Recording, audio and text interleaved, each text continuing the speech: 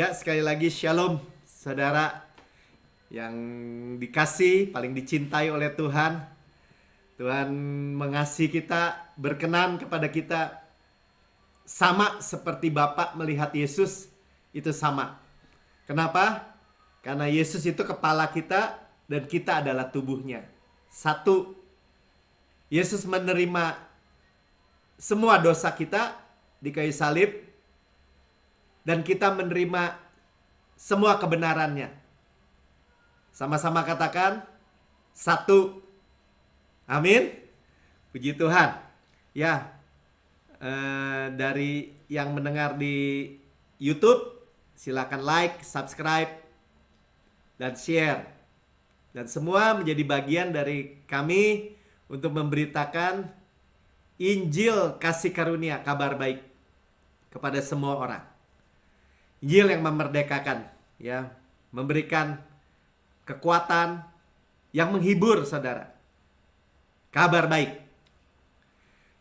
Malam hari ini kita akan merenungkan dengan judul Kasih Aba, ya, Aba surgawi. Aba itu Bapak. Ya, tapi kita menyebut dia Aba itu kedekatan, sama-sama kan kedekatan, ya. Seperti kita bilang papa atau papi atau dedi, ya, kedekatan. Karena di dalam bahasa tertentu ada ayah atau ayah tuh jauh gitu ya. Mungkin bahasa Mandarin tadi dijelaskan kalau ayah dengan papa itu papa deket ya. Oke, nah kita sudah lihat tadi bapak kita nggak ada yang seperti dia. Di tengah-tengah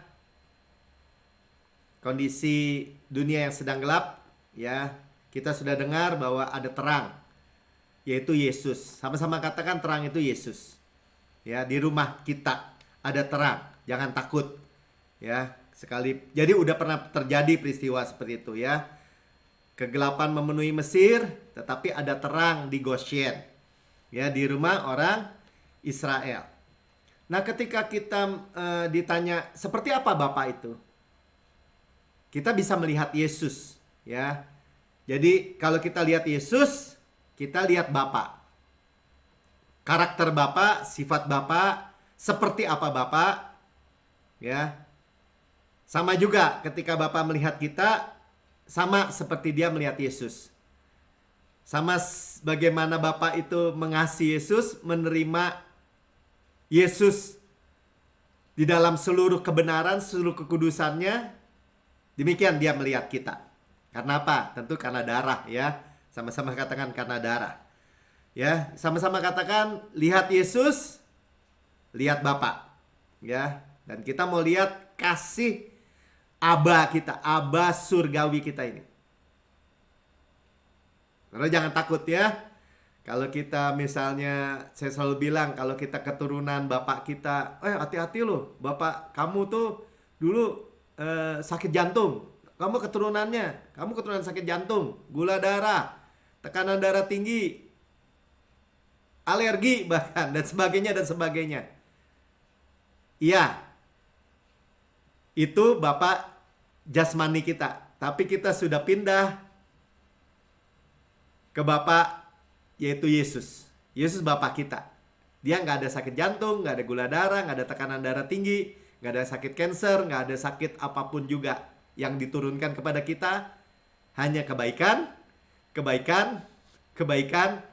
berkat, janji, dan semua kebaikan. Amin. Ya, kita lihat Yohanes 5 ayat 18, kita mulai dengan ayat ini. Kita baca sama-sama.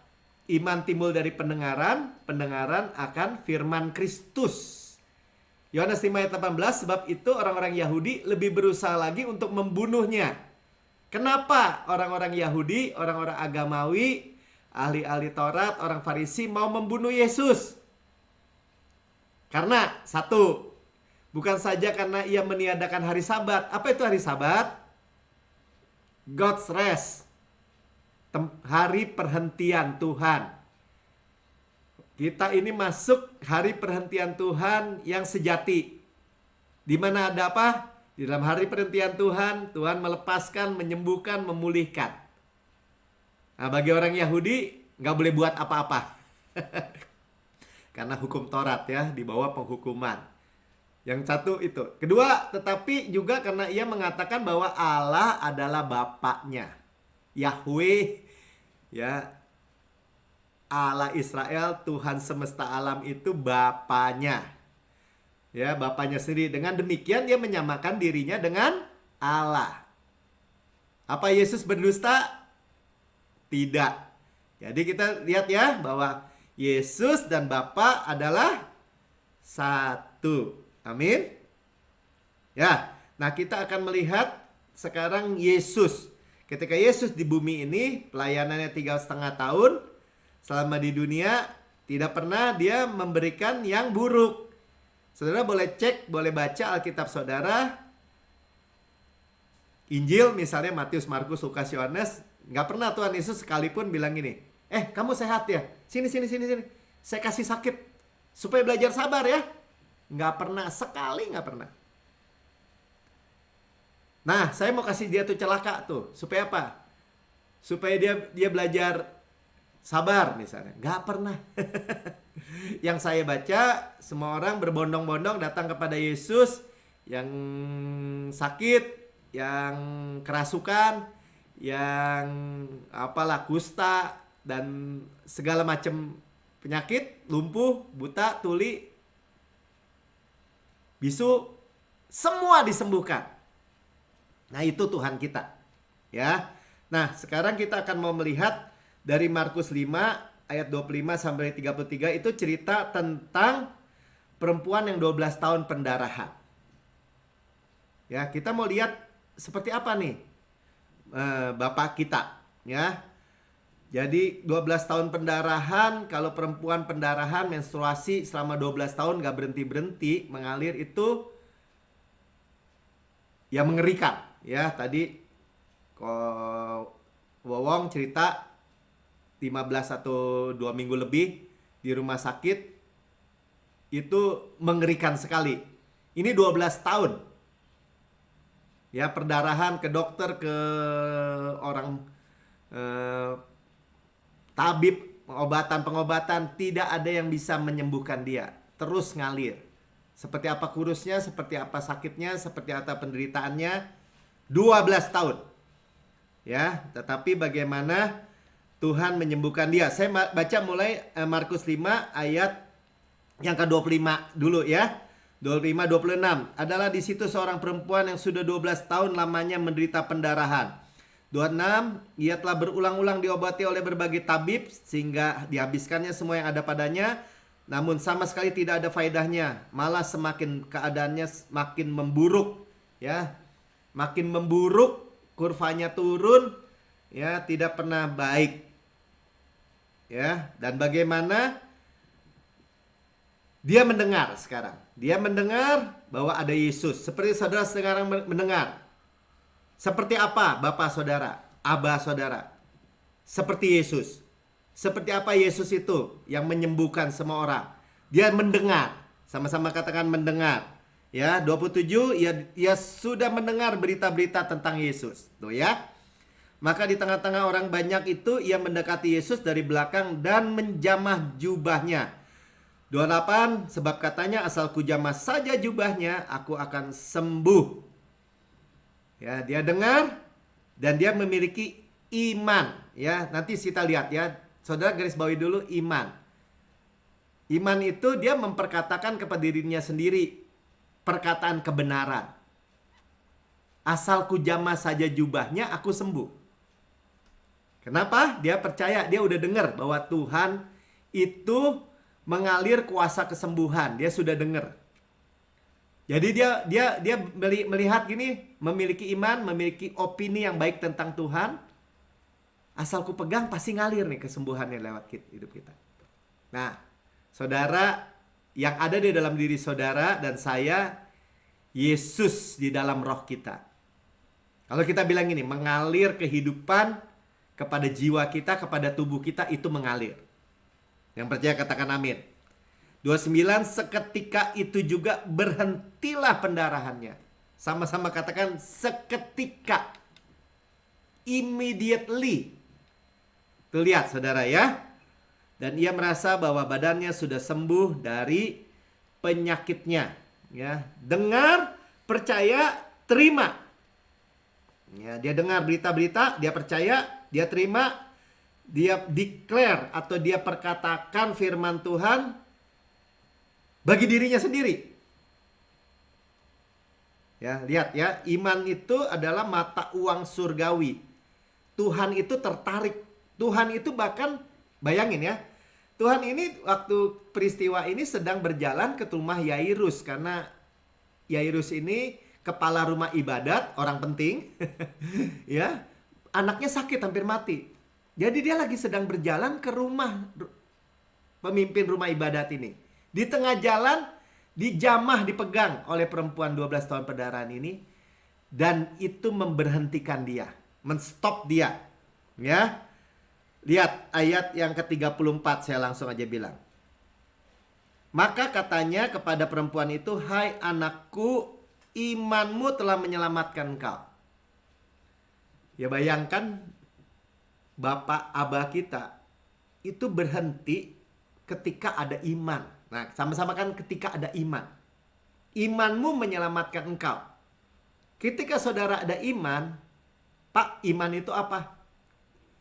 Iman itu tangan yang terbuka menerima. Perempuan itu menerima apa? Menerima berita, kabar bahwa Yesus itu menyembuhkan banyak orang. Dan dia berkata kepada dirinya sendiri, "Asal ku jamah saja jubahnya, aku sembuh." Tuhan semesta alam, pencipta langit dan bumi itu stop, berhenti dari jalannya. Karena perempuan ini. "Pergilah dengan selamat dan sembuhlah dari penyakitmu." Amin. Ya. Dan inilah saudara, kalau kita baca ceritanya itu perempuan itu sampai gemeter gitu. Kenapa? 12 tahun. Tadi Totong ya, Kopong cerita tuh. Saya ulang-ulang. Betapa maut itu begitu dekat di dalam perasaannya. Dalam kondisi 2 minggu itu, lebih itu. Ngeri gak? Ngeri. Ini 12 tahun saudara. Darah keluar. Hidup hari lepas hari dengan apa? Dengan di ujung tanduk kematian.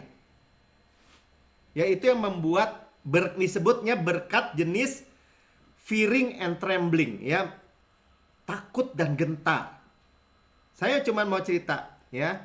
Jadi kalau saudara bilang ini, "Oh, kita harus mengerjakan keselamatan dengan takut dan gentar," ya, dalam Filipi 2 ayat 12, ya, dan 13. Itu work out, ya. Work out itu artinya kita waktu praktek kasih karunia ini, praktek iman ini, itu kita gemetar. Waduh. Ya kan?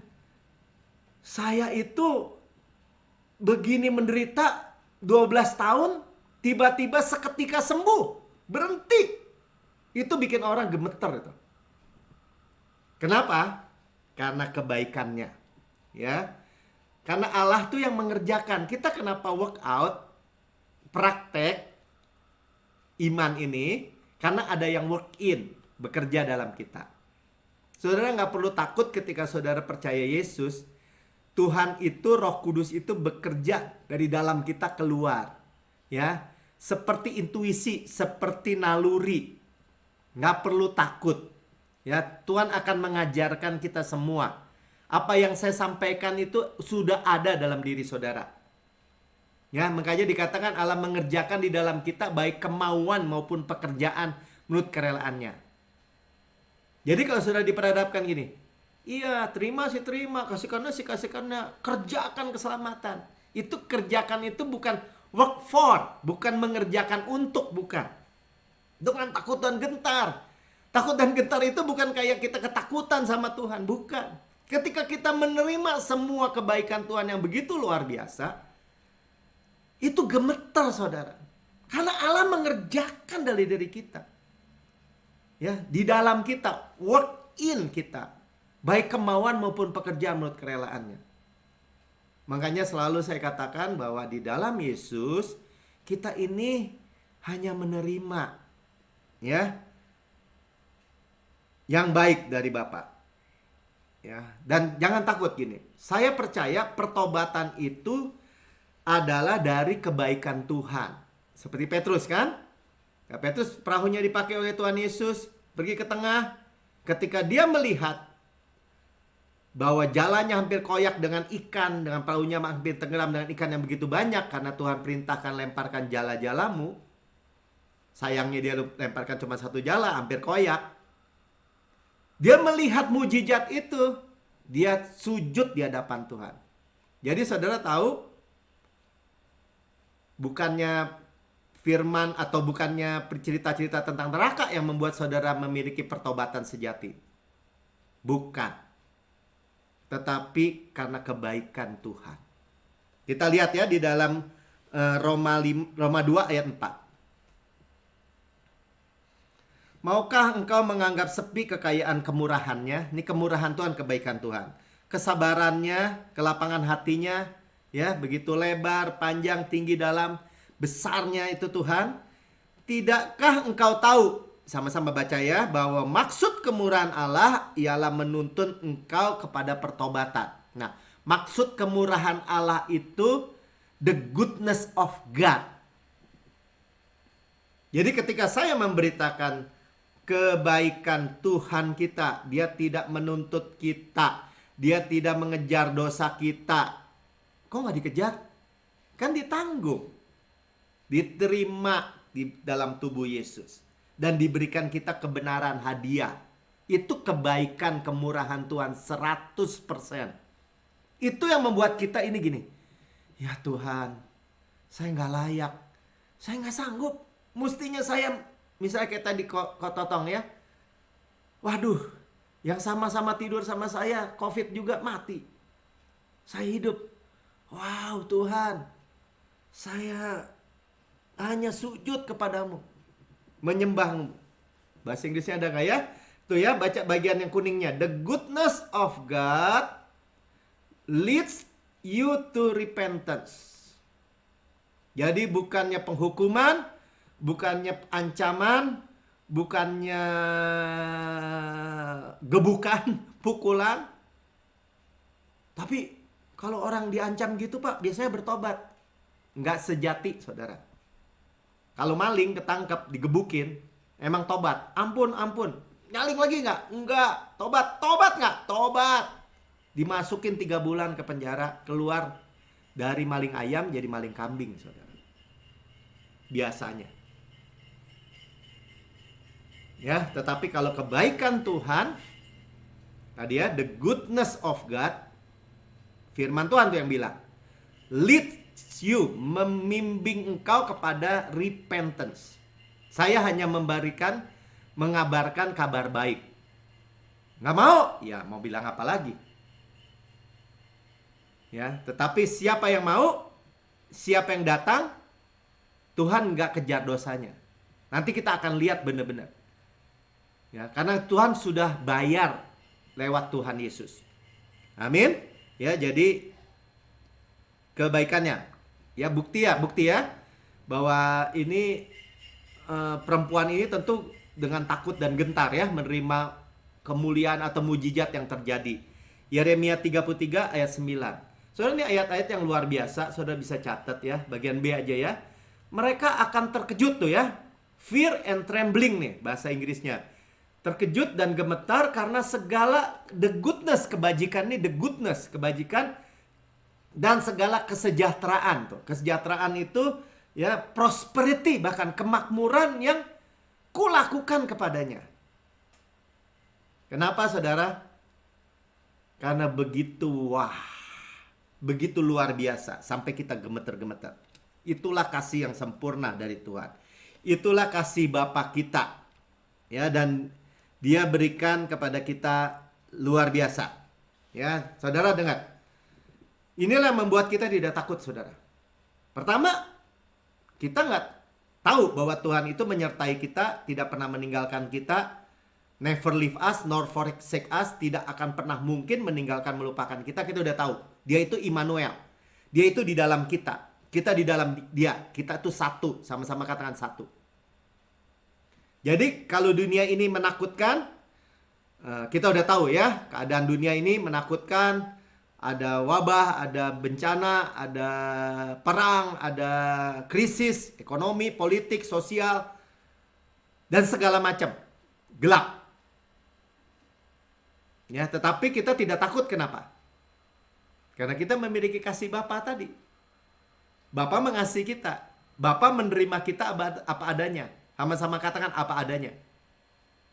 Bukan ada apanya ya. Apa adanya. Saudara datang setiap saat apa adanya. Saya bacakan dulu 1 Yohanes 4 ayat 18. Di dalam kasih tidak ada ketakutan. Saudara lihat ya. Siapa itu kasih? Ya Allah. Allah itu adalah kasih. Jadi saudara jangan melihat di luar itu. Saudara melihat bahwa kita di dalam kasih. Tidak ada ketakutan. Bukan, jangan takut. Bukan kita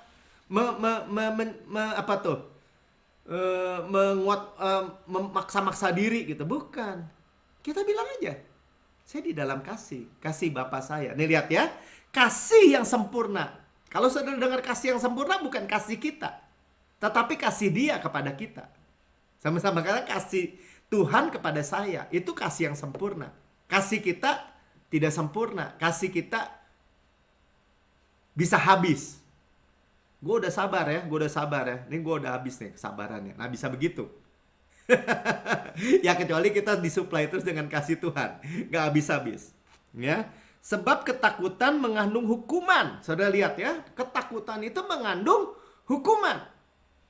Jadi kalau dilihat orang Kristen sekalipun tidak kebal dengan takut, maksudnya dengan ketakutan, saudara ya mungkin mesti mendengar kabar seperti ini. Terima.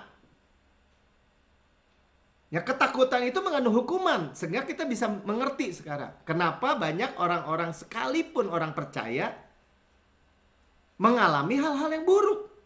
Karena ada penghukuman. Apa Tuhan yang menghukum? Bukan. Tapi ketakutan itu di bawah penghukuman. Di bawah hukum Taurat. Barang siapa takut, ia tidak sempurna di dalam kasih. Ya, jadi masuknya baru separoh gitu. Separohnya sangkut, nggak sempurna. Makanya sebenarnya sangat mudah ya. Kita terima saja kasih Bapa. Amin. Kita terima saja dengan cuma-cuma. Nah ini kasih Bapa, lihat ya. Roma 8 ayat 32. Ayat yang luar biasa sekali. Saudara boleh hafalin ini ayat. Dan perkatakan. Ya dikatakan gini. Ia yang tidak menyayangkan anaknya sendiri. Bapa tidak menyayangkan anaknya sendiri. Yesus anak tunggal satu-satunya. Yang paling dikasihi. Darling of heaven. Termulia di surga. Tidak disayangkan artinya gini, disayang tetapi dikasih buat kita gitu. Tetapi yang telah menyerahkannya bagi kita semua. Seolah-olah jadi dikorbanin gitu. Kan artinya pasti ada sesuatu. Makanya ditanya dengan pertanyaan retoris, pertanyaan yang gak perlu jawaban. Penegasan, sama-sama katakan penegasan. Baca sama-sama. Bagaimanakah mungkin ia tidak mengaruniakan segala sesuatu, dalam bahasa Inggrisnya freely, dengan cuma-cuma mengaruniakan kepada kita segala sesuatu kepada kita bersama-sama dengan dia, bersama-sama dengan Yesus. Ya, jadi kalau karunia itu freely, cuma-cuma, sama-sama katakan. Ya, jadi dia yang tidak menyayangkan anaknya sendiri, tapi telah menyerahkannya bagi saya, Melkisedek Tano. Bagaimana mungkin ia tidak mengaruniakan segala sesuatu kepada saya? Cuma-cuma bersama-sama dengan Yesus. Adakah yang dia tahan? Kalau kesembuhan itu dia tahan, berarti kesembuhan lebih tinggi daripada nilai Yesus. Kalau keuangan, kemakmuran, perlindungan, pemeliharaan dia tahan, tidak diberikan, berarti lebih besar dong, lebih tinggi daripada nilainya Yesus. Yesus aja dikasih. Saudara paham? Ya, jadi bersama-sama dengan Yesus, Bersama-sama dengan kasih karunia Tuhan yang diberikan kepada saudara dan saya itu, ada kesembuhan, ada kesehatan, ada kemudahan, energik, dinamis, perlindungan, harmonis keluarga, hubungan suami, istri, anak, bisnis, usaha, pekerjaan, apalagi hubungan pelayanan, semua di dalam Yesus. Ya, jadi Yesus kemudian menyingkapkan satu hal yang tidak diberikan oleh agama apapun. Ya, agama tidak mengenal apa yang Yesus manifestasikan, singkapkan tentang nama Tuhan. Ya, ya Tuhan namanya banyak ya, dan namanya mengartikan sesuatu.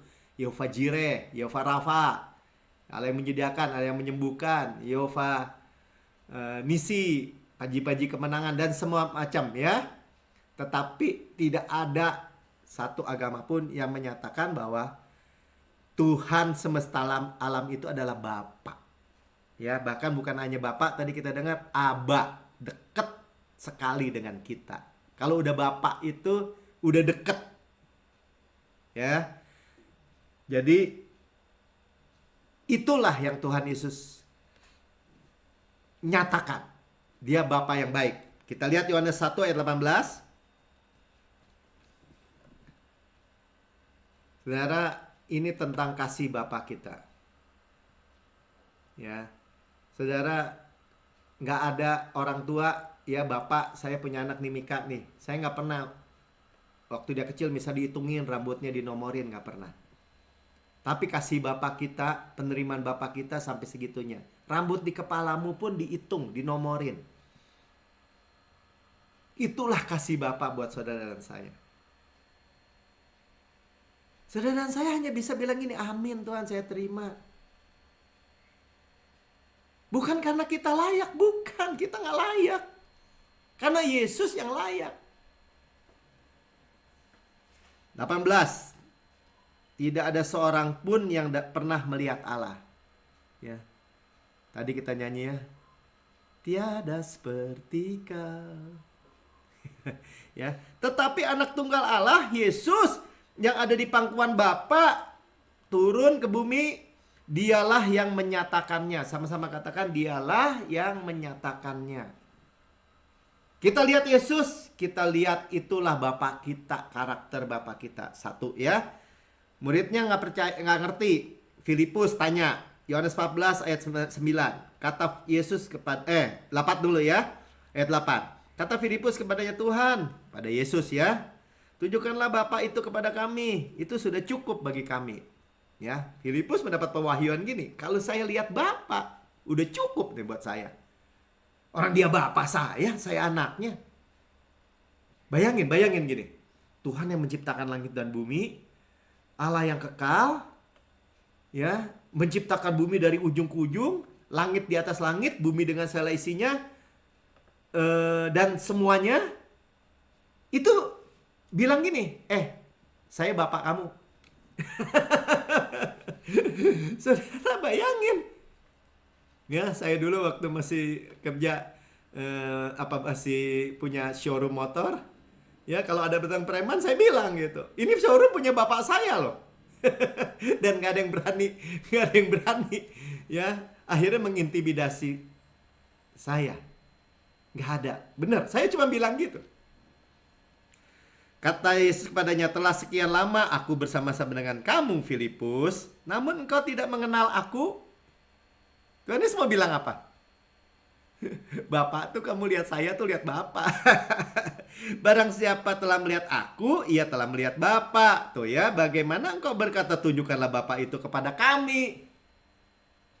Nggak pisah. Satu, kamu lihat Yesus, kamu lihat Bapa. Kamu, saudara dan saya lihat Yesus dari apa?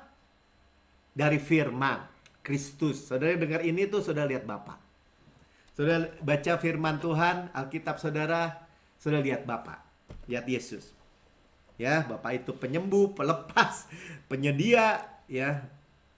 Dia itu tadi saya katakan apa? Dia baik, sungguh baik, amat baik. Ya, dia menghitung rambut di kepala kita dinomorin. Ya, kalau saya keramas saya bilang gitu.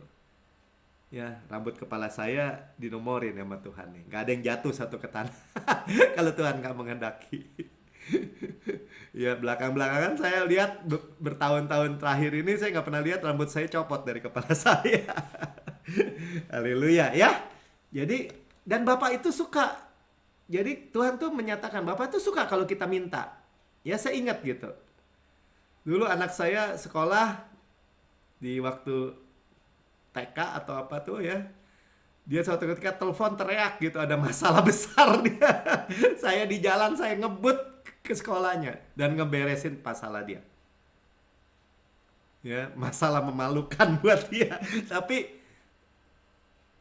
itu Bapa di dunia, saudara.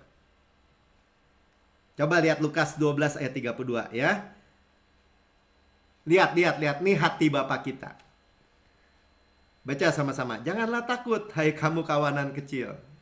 Kamu nih domba-domba saya, jangan takut. Biarpun dikit, jangan takut, kata Tuhan. Sebab, atau karena Bapakmu telah berkenan memberikan kepadamu kerajaan. Saudara diberikan kerajaan, kaknya aja huruf besar.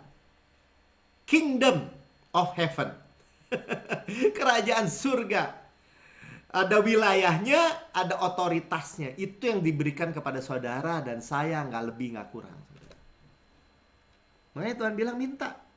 Matius 7 ayat 7. Mintalah, maka diberikan kepadamu. Carilah, maka kamu akan mendapat. Ketoklah, maka pintu akan dibukakan bagimu. Saya ingat aja bahasa Inggris. Ask. A-S-K. Ask. A-Ask.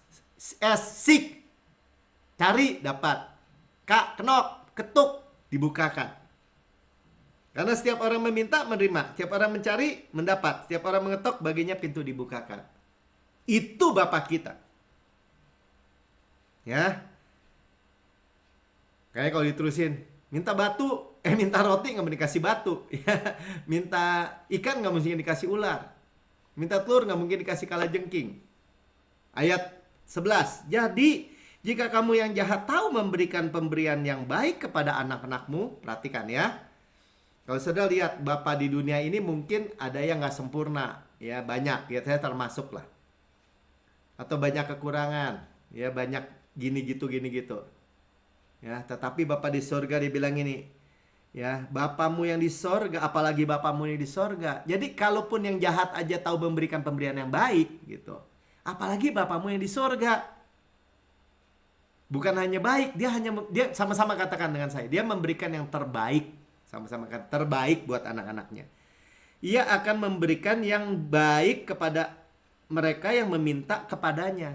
Jadi kalau dari Bapak, perhatikan ya, dari Bapak itu diberikan kepada kita, nggak mungkin yang nggak terbaik. Orang dia yang pencipta langit dan bumi. Ya. Dan sekali lagi, dia bukan hanya Bapak, dia bukan hanya jauh Bapak gitu ya, tetapi dia Aba kita. Roma 8 ayat 14-15. Semua orang yang dipimpin Roh Allah adalah anak Allah. Kita itu dipimpin oleh Roh Allah. Kita memberikan diri kita di led by the Holy Spirit, dibimbing, dipimpin. Makanya karena itu kita bisa komunikasi.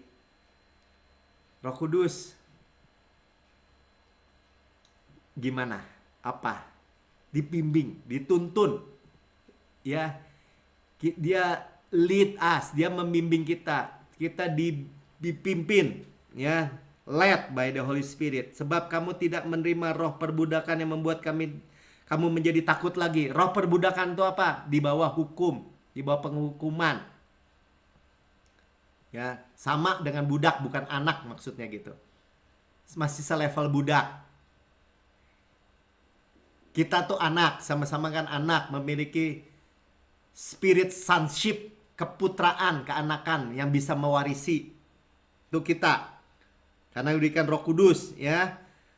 Tetapi kamu telah menerima roh, tuh, yang menjadikan kamu anak Allah. Anak ini huios, putra, pewaris. Saya nggak mau tahu yang baru lahir baru atau terima Yesus baru seminggu, 2 minggu, sehari, sedetik, sama. Sama kedudukannya. Menerima Roh Allah. Putra. Oleh Roh itu kita berseru, ya Aba, ya Bapa. Gak ada agama yang menceritakan Bapa aja, gak ada. Tapi kalau udah sampai Dedi, Aba, Pi gitu. Papi, Pi. Itu udah kedekatan. Gak ada agama apapun kecuali di dalam Yesus. Ya, kita memiliki perlindungan istimewa. Yohanes 17 ayat 11. Tuhan Yesus doa kepada Bapa gini, dan aku tidak ada lagi di dalam dunia, tetapi mereka masih ada di dalam dunia, dan aku datang kepadamu. Ya Bapa yang kudus, Bapa, tuh, peliharalah mereka dalam namamu. Nama siapa? Nama Bapa. Yaitu namamu yang kau berikan kepadaku, supaya mereka menjadi satu, sama seperti kita. Sama-sama katakan satu. Ada nama Bapa. Aba, Bapa itu kedekatan. Ada perlindungan, sama-sama katakan. Nggak ada tempat yang lebih aman daripada di dalam Yesus, nggak ada. Saya selalu katakan itu. Bukan kesombongan. Saya percaya kita juga diberikan Yesus yang sebagai hikmat, kebenaran, kekudusan, penebusan. Saya nggak mengajarkan untuk saudara ngawur, tidak mengikuti protokol atau melanggar hukum, bukan sama sekali. Tetapi kebenarannya bahwa kita di dalam tempat perlindungan yang sempurna, yaitu di dalam Bapa kita. 26. Dan aku telah memberitahukan namamu, ya, nama yang disampaikan oleh Yesus kepada kita apa? Bapa. Aba, ya, aku akan memberitahukannya supaya kasih yang kau berikan kepadaku ada di dalam mereka dan aku di dalam mereka. Ya, lihat ya, kita di dalam Yesus, Yesus di dalam kita, satu. Itu kasih, semuanya penuh kasih. Jadi gini, jangan sampai kita diajarkan bahwa Tuhan itu atau Bapa kita itu tua, jenggotan, keriput, wajahnya kereng, pegang tongkat gede, duduk di tahta, memperhatikan kita. Awas sampai salah, saya pentung. Nah, jangan sampai kita salah paham tentang Bapa kita. Bapa kita itu dikatakan penuh kasih. Tapi kan dia juga murka. Murkanya sudah ditimpa kepada Yesus, diserap kepada Yesus 100%. Tidak ada lagi murka, kemarahan, apalagi penyakit, kecelakaan, bencana, ya, tragedi. Itu semua dusta dari orang neraka. Saudara boleh cek and recheck. Ya, satu. Nah, sekarang kita masuk bagian terakhir, melihat Bapa yang penuh kasih ini. Aba surgawi kita yang penuh kasih. Di dalam Lukas 15 ayat 11 sampai dengan ayat 32 ya. Tapi ini cerita tentang apa? Cerita tentang anak yang hilang. Ada seorang laki-laki memiliki dua anak, kita sudah tahu. Yang sulung dan yang bungsu. Dan yang bungsu itu disebut anak yang hilang. Sebenarnya anak yang kurang ajar. Ya. Kalau mau lihat dari ayat 11 ya. Ada yang mempunyai dua anak laki-laki. Dan yang ayat 12-nya, yang bungsu ini bilang ini, "Pak, sini bagian saya. Ya. Berikanlah harta yang bagian saya." Nah, saudara, ini contoh anak yang kurang ajar. Ngarepin ayahnya mati cepet-cepet. Dia udah gak sabar lagi. Buruan mati deh. Dia menolak bapaknya dengan frontal. Jadi parah gak? Parah. Tapi itu menggambarkan siapa? Menggambarkan kita semua. Ya saudara, kalau saudara lihat perumpamaan ini, itu dimulai dengan apa?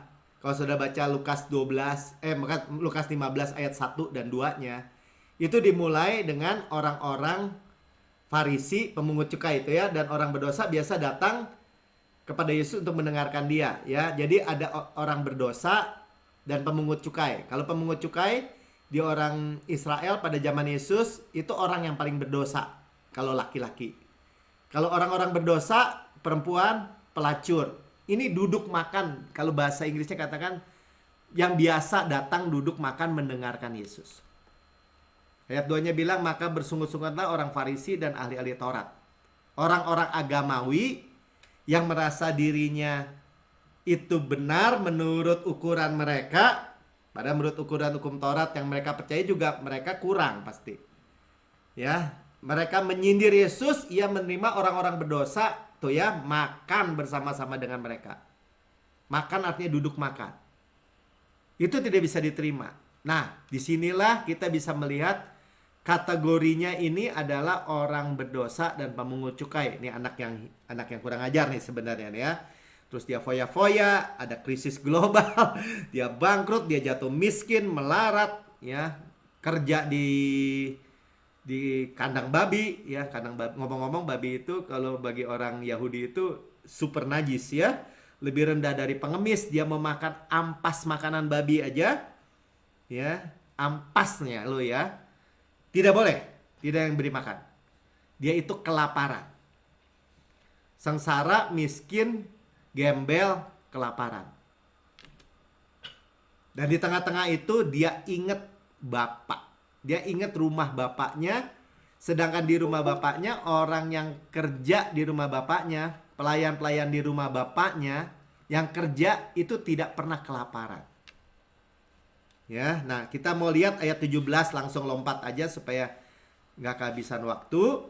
Lalu ia menyadari keadaannya, katanya, betapa banyaknya orang upahan bapakku yang berlimpah-limpah makanannya.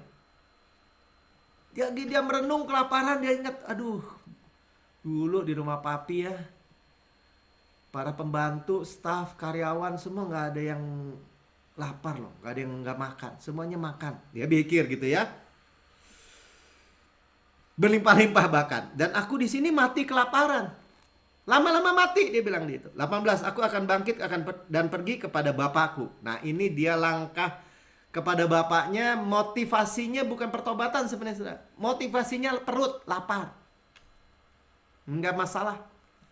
Datang kepada bapak kita apa adanya itu enggak masalah, saudara. Kenapa? Sudah ada yang bayar. Jangan takut ya, udah ada yang cover. Yesus dan darahnya. Bukan kurang ajar, bukan. Ini masalah kebenaran aja. Ya, Bapa, aku telah berdosa terhadap sorga dan terhadap Bapa. Aku tidak layak lagi disebut anak Bapa. Jadikanlah aku sebagai salah seorang upahan Bapa. Ini dia udah persiapkan pidato. Ini saya udah salah nih, dosa kepada Bapa, kepada sorga, kepada Bapa. Udah jadikan saya aja pembantu deh di rumah Bapa. Dia udah siapkan pidato. Kemudian dia pulang. 20, maka bangkitlah ia dan pergi kepada bapaknya. Nah, sekarang kita lihat perumpamaan ini tentang siapa? Sama-sama katakan tentang kasih Bapa. Sebenarnya tokoh utamanya bukan anak yang kurang ajar ini, bukan. Bukan anak yang hilang. Ya, tokoh utamanya adalah Bapa Aba kita, kasih Bapa surgawi kita seperti ini. Bagaimana ia dari jauh, tiap kali dia lihat di ujung horizon, aduh itu siapa ya? Bukan, itu bukan anak saya, itu si Mamat itu. Dia lihat lagi, dia lihat jauh, dia lihat terus, dia perhatikan terus. Mana tahu anaknya, siapapun itu, tadi pemungut cukai, orang berdosa, mau datang. Disambut dengan begini, lihat ya. Ketika ia masih jauh, ayahnya telah melihat. Lihat ya, masih amat sangat jauh nih. Lalu tergeraklah hatinya oleh belas kasihan. Jadi kalau ditanya kenapa sih bapak itu mau memeluk saya? Saya bau babi.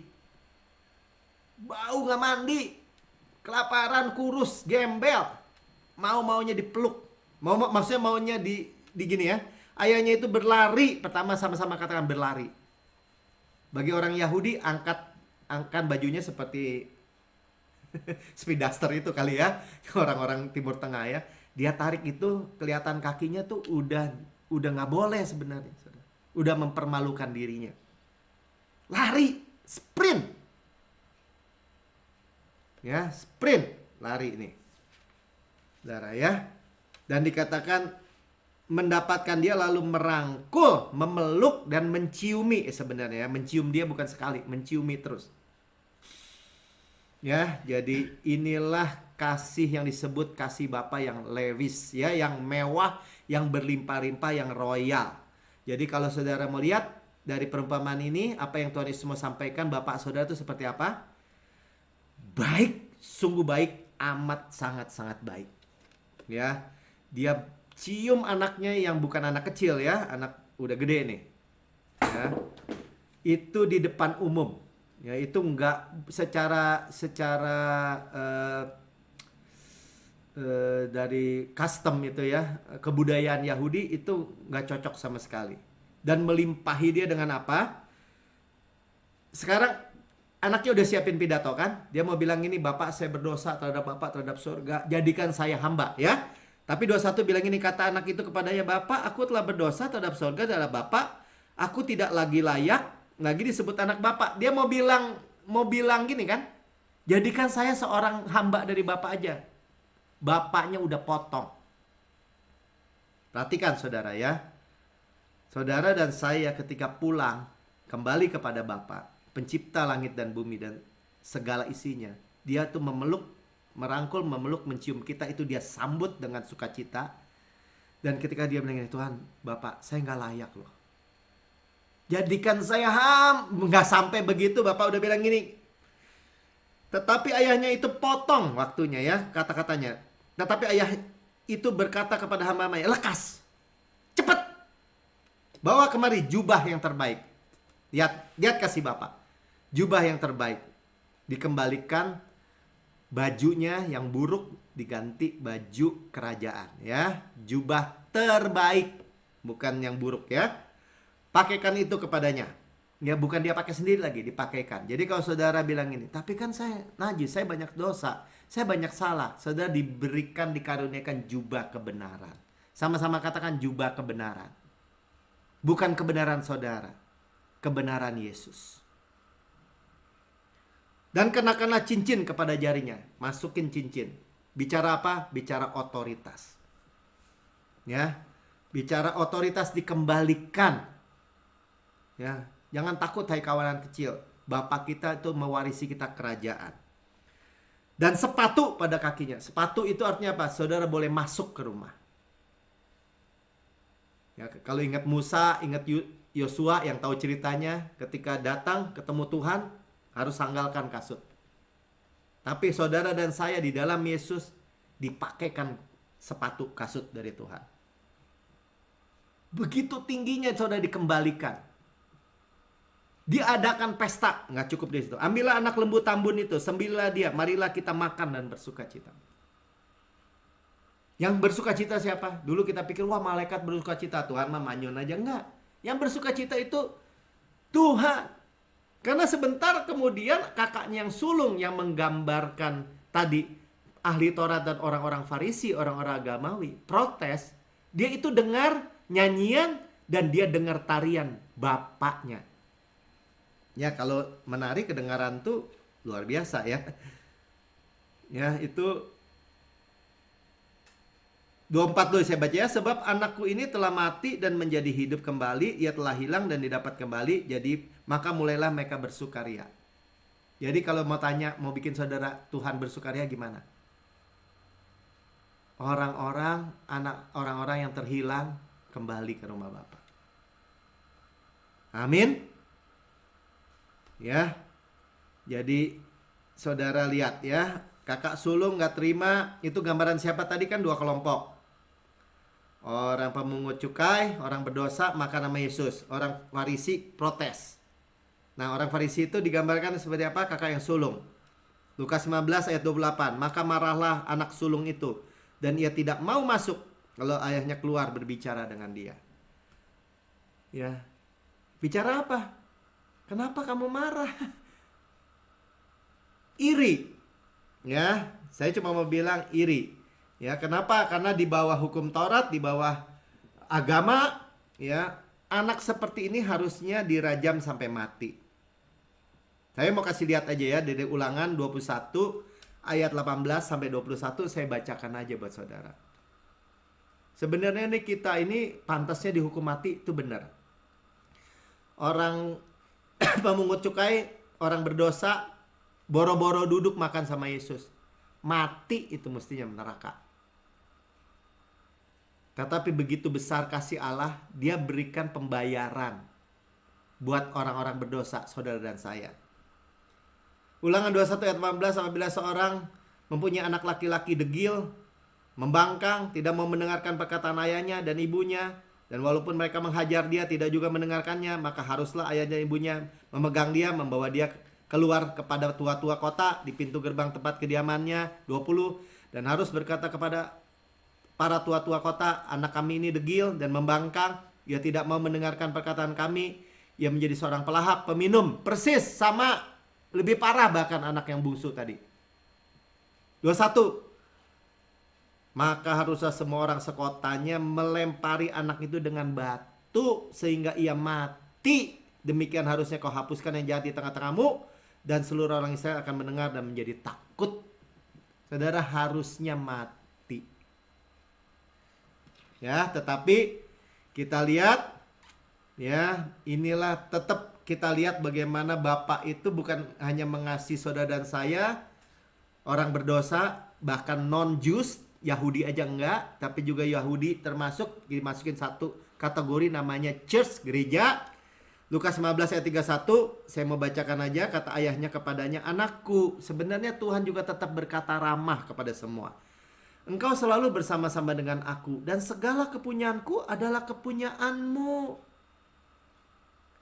Kita patut bersuka cita dan bergembira karena adikmu telah mati dan menjadi hidup kembali. Ia telah hilang dan didapat kembali. Tuhan mendapatkan kita ini tidak bisa pakai cara hukum Taurat. Pakai kasih karunia. Pakai pembayaran karya Yesus. Dan itu sudah terjadi 2000 tahun yang lalu. Amin. Ya, tirainya sudah dirobek, Yesus itu jalan masuk yang hidup, yang baru bagi kita. Sehingga ayahnya itu juga bisa berlari. Saudara bayangin ya, kalau tanpa Yesus nih jalan yang baru dan hidup, yaitu dirinya sendiri, korban Yesus. Bapak itu juga mau memeluk kita, kita mati saudara. Karena kekudusannya itu membakar kita. Tapi sekarang dia bisa memeluk saudara. Dia bisa tinggal di dalam saudara. Dan saudara di dalam dia. Dan sekarang kita sudah dengar begitu hebatnya, luar biasanya kasih Bapa kita, Bapa surgawi kita yang dekat dan begitu mengasihi saudara dan saya. Tuhan Yesus memberkati. Amin. Haleluya. Ya, saudara bersuka cita memiliki Bapa yang begitu baik. Kita persiapkan perjamuan kudus kita ya. Saudara, saya tunggu bagi yang mempersiapkan roti dan anggur. Kalau mungkin yang belum siap, yang boleh teh boleh, nggak apa-apa ya. Atau sirup atau apapun. Ya, kita perjamuan kudus. Saudara dengar, kita sudah mendengar firman Tuhan. Kasih Bapa kita yang luar biasa. Ya, kita sudah dibersihkan dari semua noda, dosa, kotor, debu perjalanan kita di dunia dengan firman, dengan air yang luar biasa, murni. Dan Tuhan menyeka kita sekarang dengan kain lenan halus. Sehingga kita segar, benar-benar fresh melalui perjamuan kudus. Sebab pada malam Tuhan diserahkan, kita angkat roti di tangan kita tinggi-tinggi.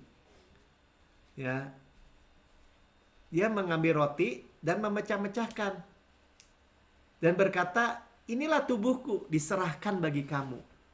Perbuatlah ini menjadi peringatan akan aku. Ya, kita berbuat perjamuan ini bukan ngingetin dosa. Tapi mengingat bahwa Yesus sudah mati buat kita. Tubuhku itu Tuhan katakan benar-benar makanan. Darahku itu benar-benar minuman. Ya, jadi benar-benar makanan, benar-benar minuman. Artinya apa? Amat sangat bermanfaat buat hidup kita. Tubuh Kristus itu diremukkan supaya kita utuh. Ditikam supaya dosa saudara dan saya dihapus. Dicambuk supaya oleh bilurnya kita sembuh. Dibakar supaya kita tidak dihukum. Ya, tuh saudara lihat di tayangan di belakang.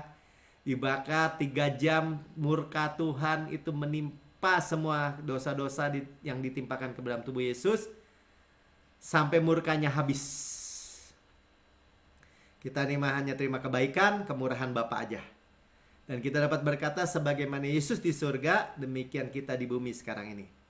Nantiasa sehat, kuat, segar, dimudahkan, energik, dinamis. Ya, tanpa noda, tanpa cacat, tanpa kerut. Ada DNA Kristus, Zoe Life, Zoe Kosmos, kehidupan Kristus. Kita bisa berharap 120 tahun dengan kenyang. Kenapa? Karena Yesus kepala, kita tubuh, satu. Sama-sama saya katakan, saya makan daging Kristus, roti malaikat, roti pemenang, roti hidup yang turun dari sorga, hukum roh yang menghidupkan, yang memerdekakan saya dari hukum dosa dan hukum maut. Gandum yang terbaik yang diolesi butter dan madu dari gunung batu. Saudaraku yang kekasih, bukankah roti yang kita pecah-pecahkan adalah persekutuan kita dengan tubuh Kristus? Amin, makan dalam nama Tuhan Yesus.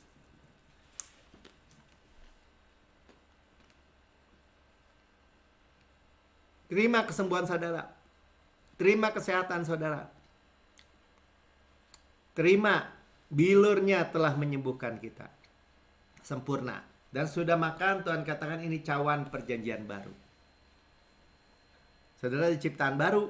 Yang lama sudah berlalu, sesungguhnya yang baru sudah datang. Perjanjian baru. Perjanjian kasih karunia. Segala dosa kita diampuni dan kita dibenarkan sepenuhnya. Dosa yang masa lalu, masa kini, masa depan, selama-lamanya. Kita di bawah air terjun darah Yesus. Tuhan melupakan semua dosa dan kesalahan kita. Dan kita dapat berkata, saya adalah kebenaran Allah di dalam Kristus. Sama-sama katakan.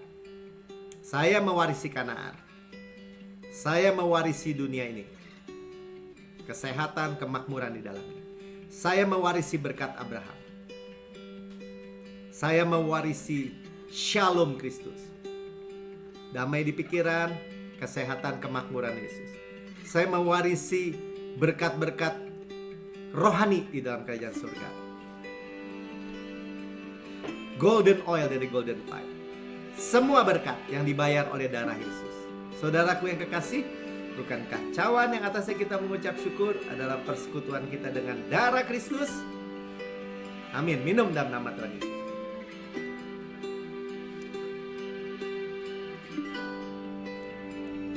Haleluya. Ucap syukur saudara. Ucap syukur. Terima kasih Tuhan Yesus.